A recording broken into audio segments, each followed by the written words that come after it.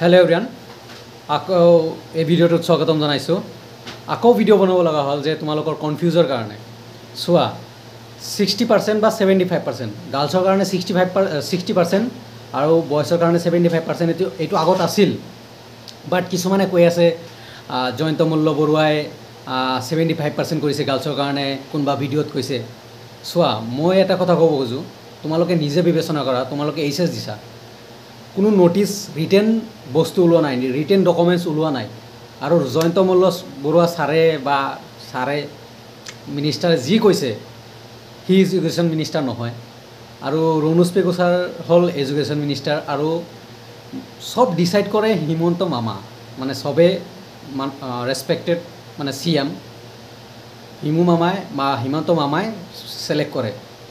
মানে একদম ভালকে কৈছোঁ যিখিনি নৱেম্বৰ বা উইন্টাৰ সেশনত কেবিনেট আছিল তাতে পাৰ্চেন্টেজ চেঞ্জ কৰাৰ কোনো কথা কোৱা নাছিল তো অনেষ্টলি কৈ দিছোঁ আৰু যেটো নিউজ ওলাইছে হেতু নাজানো কি ওলাইছে বাট মোৰ মতে যিসকল ছোৱালী 60% পাইছা এণ্ড ল'ৰা 75% ল'ৰাৰ তো কোনো চেঞ্জেঞ্জ নাই তো 60% পোৱা ছোৱালীবোৰে প্লিজ টেনশ্যন ল'ব নালাগে যদি নোটিছ আহে তেনেহ'লে দেখা যাব কি কৰা যায় তেতিয়া টুইট কৰিবা মামাক বা হিমন্ত বিশ্ব শৰ্মা ছাৰক টুইট কৰিবা সিএম যেহেতু তাক টুইট কৰিবা ৰণোজ পেগু ছাৰক টুইট কৰিবা বাট টিল নাও তোমালোকে হোপ ৰাখা যে তোমালোকে পাবা কাৰণ কোনো ৰিটেন নোটিছ ওলোৱা নাই কোনবা এটা ভিডিঅ'ত কৈ দিছে কোনবা নিউজ কনফাৰেন্সত কৈ দিছে এনেকুৱা হ'ব পাৰে যে তোমালোকৰ কম্পিটিশ্যনৰ কাৰণে সাপোজ তোমালোকৰ মাৰ্ক যাতে ভাল আহে সেই কাৰণে কৈছে বাট কোনো ৰিটেন ওলোৱা নাই আৰু যিখিনি ৰিটেন ওলাইছিল তাতে কোনো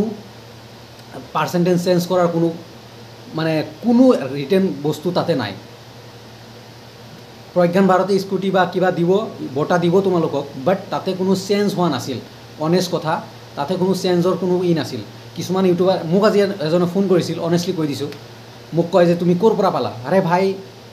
যেটো চলি আহিছে হেতুৱে কৈছোঁ কোনো ৰিটেন সোৰ্স পোৱা নাই এতিয়ালৈকে আৰু যিখিনি দিছে উইন্টাৰ সেশনত বুক কৈছিল গাৰ্লছৰ কাৰণে 60% এণ্ড বয়ছৰ কাৰণে 75% স্কলাৰশিপ বা যেটো দিয়ে প্ৰজ্ঞান ভাৰতী বটা যি দিয়ে তাতে পাৰ্চেন্টেজ চেঞ্জ কৰাৰ কথা কোনো কোৱা নাছিল তো এইখিনি মই তোমালোককো জনাই দিছোঁ তোমালোকে হাবাথুৰি খাব নালাগে কনফিউজন হ'ব নালাগে যদি চেঞ্জ হয়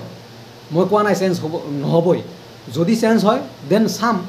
তোমালোকে টুইট কৰিবা যে এভৰি ইয়াৰ 60%ত পাইছে আমি কিয় এতিয়া 75ত পাম তোমালোকে টুইট কৰিবা ডক্টৰ হিমন্ত বিশ্ব শৰ্মা ছাৰক সিএম যেহেতু আৰু মোৰ মতে চেঞ্জ নহয় তো তোমালোকে হোপ ৰাখা তোমালোকে পাবা এণ্ড বাকিখিনি লাহে লাহে জনাই থাকিম তোমালোকে ডিসএপয়েন্ট নহবা বেলেগ মানুহৰ কথা শুনি হোপ ৰাখোতে একো প্ৰবলেম নাই তোমালোকৰ যদি আশা ৰাখা আশাত একো লছ নহয় ভাল ভাবা ভাল চিন্তা কৰা ভাল হ'বই তো থ্যাংক ইউ কনফিউজনৰ পৰা দূৰত থাকা আৰু যিসকল বেটাৰমেন আছা তোমালোকক কৈছোঁ তোমালোকৰ নাম যদি মেৰিট লিষ্টত আহে তোমালোকে পাবা লাষ্ট ইয়াৰ মেৰিট লিষ্টত নাম আহিছিল বেটাৰমেনসকলৰ বা ৰি এক্সাম দিয়াসকলৰ সিহঁতসকলে পাইছে তো তোমালোকৰ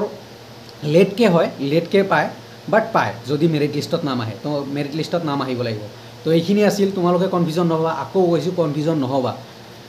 কোনো ৰিটেন সোৰ্স আহা নাই কোনো ইউটিউবাৰ যায় যি কক মানে ৰিটেন সোৰ্স খুজিবাচোন ৰিটেন সোৰ্স নাই কোনবা এটা ভিডিঅ'ৰ থ্ৰু দি কৈ আছে নিউজত দিছে আৰে ৰিটেন সোৰ্স দিয়া না 60% যে লাগে বয়সৰ কাৰণে 75% এটো ৰিটেন আহিছিল ৰিটেন হাৰ কাৰণেহে দিছে ৰিটেন আহে তো এইখিনিয়ে তোমালোকে কনফিউজন নহবা সেইকাৰণে ভিডিঅ'টো বনালোঁ তো গ্ৰুপত জইন হৈ থাকিবা মই হেল্প কৰাৰ ট্ৰাই কৰিম তো থ্যাংক ইউ